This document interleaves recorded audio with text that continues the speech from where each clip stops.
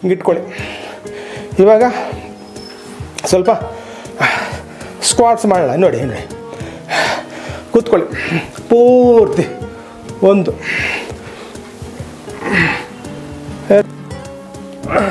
4 5 ಇಲ್ಲಿ ಸೈಡು.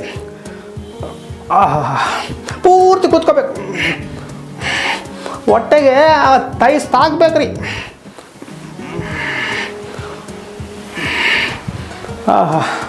ಇದಾದಮೇಲೆ ಮಲಾಸನ ಮಾಡಬೇಕಂದ್ರೆ ನೋಡಿ ಭಾಳ ಇಂಪಾರ್ಟೆಂಟು.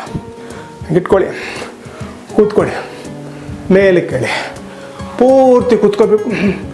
ಮೇಲಕ್ಕೆ ಪೂರ್ತಿ ಉಸಿರು ತಗೊಳ್ತಾ ಬಿಡ್ತಾ.